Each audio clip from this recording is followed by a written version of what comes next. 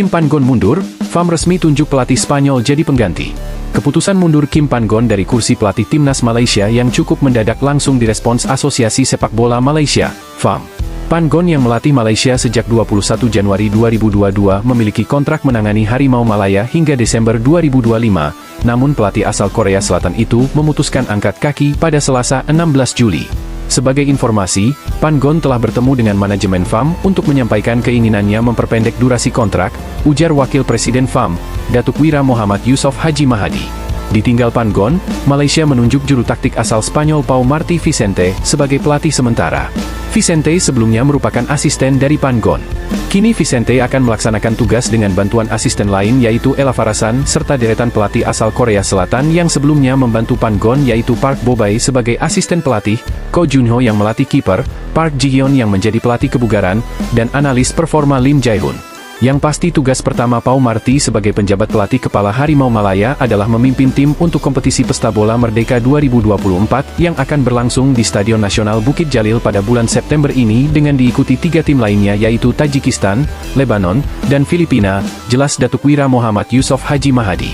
Setelah gagal lolos ke fase ketiga kualifikasi Piala Dunia 2026, agenda Malaysia selanjutnya adalah Pesta Bola Merdeka dan Piala AFF. Belum ada keterangan lebih lanjut mengenai posisi Pau Martí Vicente, apakah akan menjadi pelatih tetap atau Malaysia akan mencari pelatih anyar.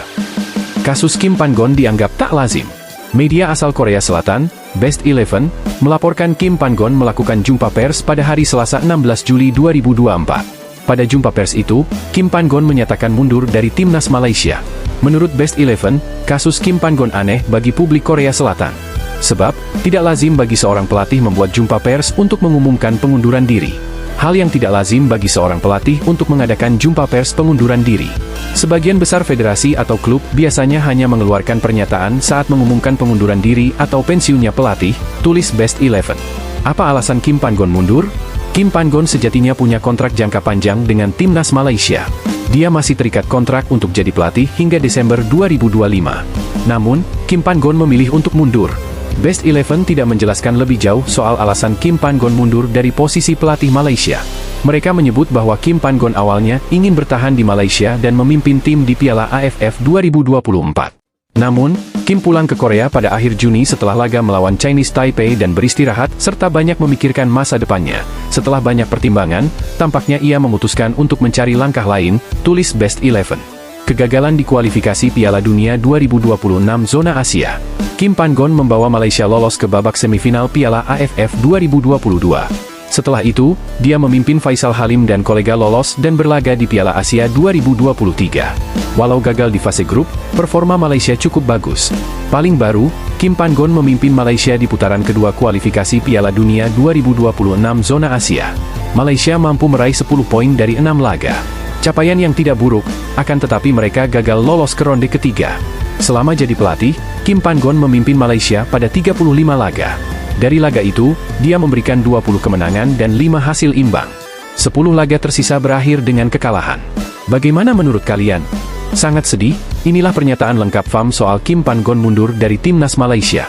Kim Pan-gon resmi mengundurkan diri dari kursi pelatih timnas Malaysia. Berikut pernyataan lengkap Asosiasi Sepak Bola Malaysia, FAM. Kim Pan-gon yang dibebani misi membangkitkan kualitas timnas Malaysia memutuskan mundur. FAM menyebut keputusan itu didasarkan pada alasan pribadi. FAM lalu menceritakan bahwa mereka sudah berusaha sekuat tenaga untuk menahan Kim Pan-gon. Ketika Pan-gon pertama kali menyampaikan keinginan tersebut, FAM langsung berusaha membujuk Kim Pan-gon membatalkan keinginannya untuk mundur. Berikut pernyataan lengkap FAM terkait mundurnya Kim Pan-gon lewat Datuk Wira Muhammad Yusof Haji Mahadi. Untuk diketahui semua, Pan-gon telah bertemu dengan pengurus FAM dan menyampaikan keinginannya untuk memutus durasi kontraknya. Kemudian ada beberapa pertemuan lagi setelah itu ketika kami mencoba untuk membujuknya dan mempertimbangkan kembali keinginannya. Pada akhirnya, pengurus dan komite eksekutif FAM menghormati keputusannya dan sepakat melepas Pan-gon dengan kesepakatan bersama meski ia masih punya kontrak dengan FAM hingga Desember 2025. Tentu ini menjadi berita sedih untuk kita semua karena Pan-gon berhasil membawa Harimau Malaya lolos ke Piala Asia. Selain itu ranking FIFA kita juga naik selama 2,5 tahun ia melatih tim nasional. Kami merasa sedih kehilangan beliau. Lebih lanjut, Wira memastikan pelatih asal Spanyol Pau Martí, yang menjabat pelatih Malaysia U23, akan mengemban tugas sebagai pelatih sementara di timnas Malaysia. Yang pasti tugas pertama Pau Martí sebagai pelatih sementara adalah memimpin tim di kompetisi Pesta Bola Merdeka 2024 yang akan berlangsung di Stadion Nasional, Bukit Jalil pada September ini dengan diikuti 3 tim lainnya yakni Tajikistan, Lebanon dan Filipina. Pada saat yang sama, Komite Pengurus Timnas FAM akan terus mengevaluasi dan memantau kinerja skuad Harimau Malaya di bawah asuhan Pau Martí dari waktu ke waktu, terutama menjelang Piala AFF 2024 pada bulan November dan Desember. Kualifikasi Piala Asia 2027 mulai Maret mendatang, terang Wira. Martin Paes bisa perkuat timnas Indonesia di kualifikasi Piala Dunia, simak pernyataan Menpora Dito Aryo Tejo. Menteri Pemuda dan Olahraga Dito Aryo Tejo menyampaikan optimismenya bahwa kiper FC Dallas, Martin Paes, akan segera mengenakan seragam timnas Indonesia pada kualifikasi Piala Dunia September mendatang. Paes, yang resmi menjadi warga negara Indonesia pada 30 April lalu, saat ini masih dalam proses perpindahan federasi dari KNVB, Belanda, ke PSSI. Kami optimistis Martin bisa memperkuat timnas Indonesia pada September, ujar Menpora Dito dengan penuh keyakinan. Pemerintah dan PSSI terus berkoordinasi secara intensif untuk menyelesaikan proses administrasi yang diperlukan agar Paes dapat segera membela timnas Garuda. Selain Paes, Indonesia juga sedang dalam proses naturalisasi beberapa pemain keturunan lainnya. Menpora menegaskan bahwa fokus utama adalah pada pemain muda yang berbakat, karena proses naturalisasi mereka cenderung lebih mudah. Pemain-pemain ini diharapkan dapat menjadi amunisi tambahan bagi timnas Indonesia di masa depan. Terkait naturalisasi pemain lain, Menpora belum dapat memberikan informasi lebih lanjut karena PSSI masih melakukan pendataan pemain diaspora usia dini. Main di Liga Eropa, Martin Paes, kiper FC Dallas yang telah resmi menjadi warga negara Indonesia sejak April 2024, masih menjadi sorotan publik sepak bola tanah air. Harapan besar untuk melihatnya mengenakan seragam merah putih di bawah mistar gawang timnas Indonesia masih menggantung, seiring dengan proses perpindahan federasi dari KNVB, Belanda, ke PSSI yang masih berlangsung. Di tengah ketidakpastian debutnya bersama timnas Indonesia, Paes justru dikabarkan menjadi incaran klub Serie A Italia, Empoli. Kabar ini sontak membuat heboh para penggemar sepak bola Indonesia, yang berharap Paes bisa meniti karir di liga top Eropa. Sementara menunggu kepastian mengenai masa depannya, Paes tetap tampil impresif bersama FC Dallas di Major League Soccer, MLS. Penampilan apiknya membuat namanya semakin dikenal di kancah sepak bola internasional. Publik sepak bola Indonesia tentu berharap agar Paes bisa segera merampungkan proses perpindahan federasi dan bergabung dengan timnas Indonesia. Kehadirannya diharapkan bisa menjadi tambahan kekuatan bagi skuad Garuda, terutama di sektor penjaga gawang. Apapun keputusan yang diambil Paes, baik itu tetap di FC Dallas, hijrah ke Eropa, atau membela timnas Indonesia, masa depannya di dunia sepak bola terlihat cerah. Dengan bakat dan potensi yang dimilikinya, Paes digadang-gadang akan menjadi salah satu kiper terbaik yang pernah dimiliki Indonesia. Siapkan generasi emas, Shin Tae-yong ingin jaga martabat Korea Selatan.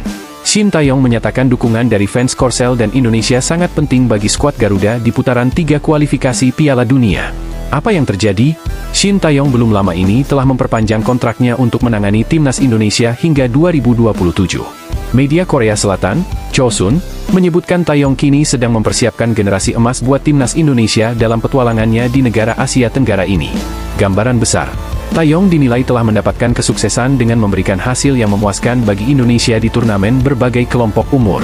Timnas senior dibawa ke putaran 3 kualifikasi Piala Dunia 2026 zona Asia dan melaju ke 16 besar Piala Asia 2023, sedangkan Timnas U23 lolos hingga semifinal Piala Asia U23 2024, dan nyaris berlaga di Olimpiade Paris. Apa yang dikatakan Shin Tae-yong? Tae-yong mengakui beban menangani timnas Indonesia kali ini lebih berat dibandingkan sebelumnya. Pelatih berusia 53 tahun itu pun meminta dukungan dari publik sepak bola Indonesia maupun dari negaranya. Sebagai orang Korea, saya bekerja keras untuk mengangkat martabat negara di Indonesia.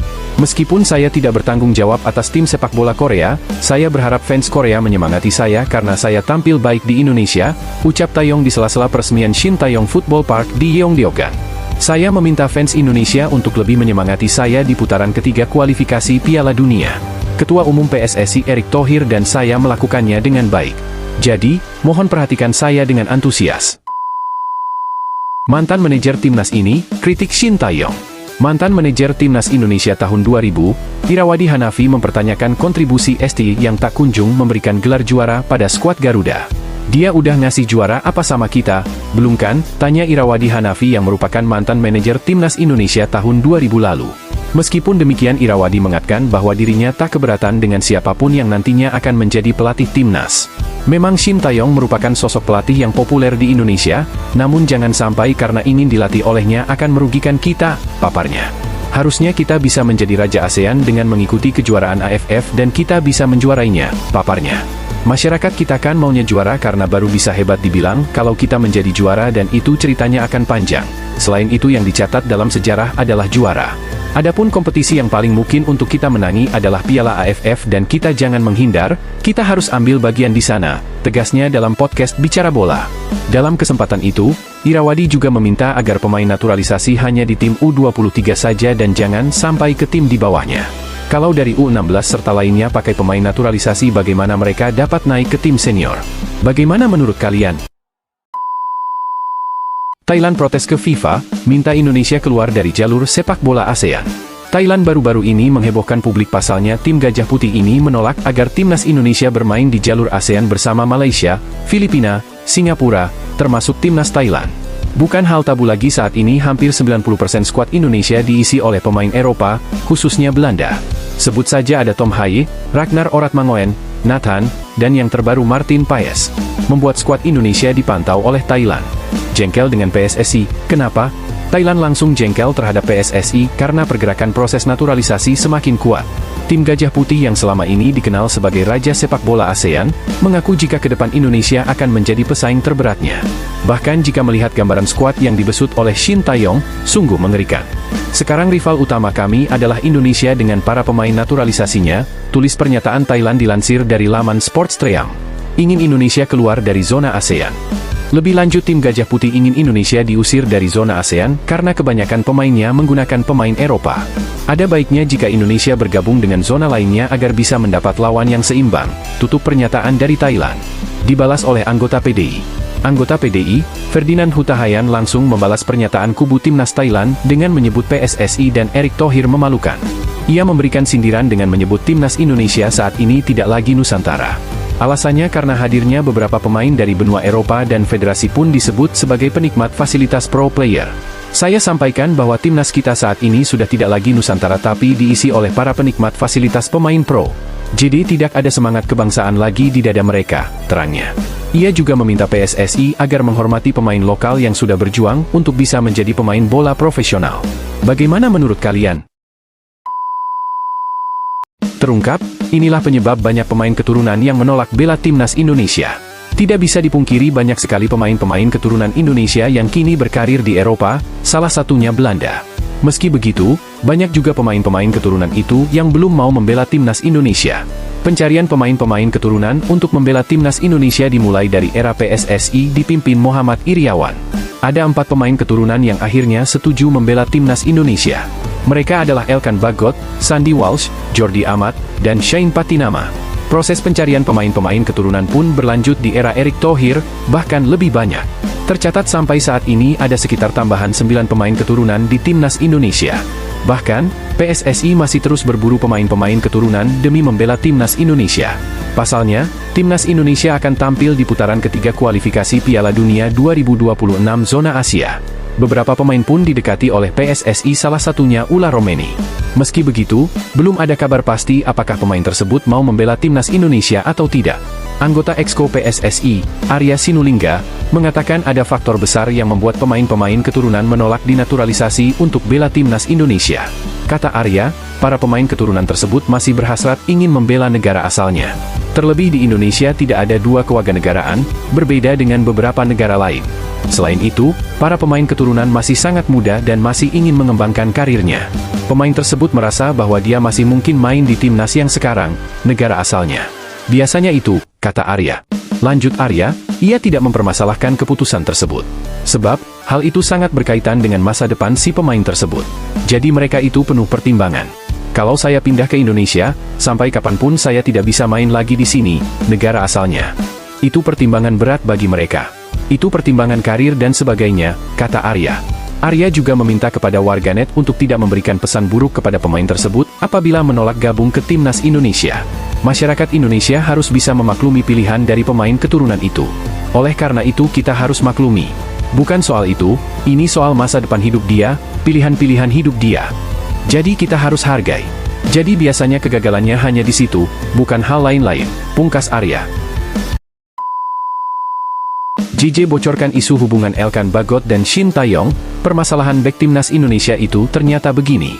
Penerjemah Shin Taeyong akhirnya buka suara soal apa yang terjadi dengan Elkan Bagot dan Coach Shin. Ternyata, ada satu rahasia yang belum diungkap ke publik oleh Shin Taeyong dan PSSI soal mengapa Elkan Bagot tidak lagi pernah dipanggil ke timnas Indonesia. Isu retaknya hubungan Elkan Bagot dengan Shin Taeyong menjadi bola liar yang membuat penggemar timnas Indonesia penuh tanda tanya. Isu ini dimulai saat Elkan Bagot tidak dipanggil untuk pertandingan timnas Indonesia melawan timnas Irak dan Filipina. Padahal, Elkan Bagot selalu dipanggil ke timnas Indonesia kecuali dia sedang dalam keadaan cedera. Namun, Shin Taeyong malah lebih memilih sosok Muhammad Ferrari untuk mengisi slot bek tengah timnas Indonesia. Tidak dipanggilnya Elkan Bagot dirumorkan gara-gara penolakan Elkan Bagot untuk bergabung dengan timnas Indonesia U23 untuk menjalani laga play-off Olimpiade menghadapi timnas Guyana. Pada pertandingan tersebut, tenaga Elkan Bagot sangat dibutuhkan Shin Taeyong dan timnas Indonesia. Pasalnya, timnas Indonesia U23 sudah kehilangan sosok Rizky Ridho dan Justin Hubner yang harus kembali ke Cerezo Osaka. Namun sampai hari H pertandingan, Elkan Bagot tidak kunjung datang. Karena alasan ini, kemungkinan besar Shin Taeyong marah terhadap Elkan Bagot sehingga bek Ipswich Town tersebut tak lagi dipanggil ke timnas Indonesia. Semua isu tentang Elkan Bagot akhirnya dibeberkan oleh JJ, penerjemah Shin Taeyong di timnas Indonesia. Saat hadir di podcast Plus 26, JJ ditodong dengan sebuah pertanyaan tentang mengapa Elkan Bagot tidak lagi menghuni skuad timnas Indonesia dalam beberapa waktu ini. Dan JJ menjawab dengan jawaban yang berbeda daripada yang lainnya. "Aku pulang dulu ya," jawab JJ berkanda. Namun setelah didesak, JJ akhirnya menjawab isu Elkan Bagot dan Shin Taeyong tersebut.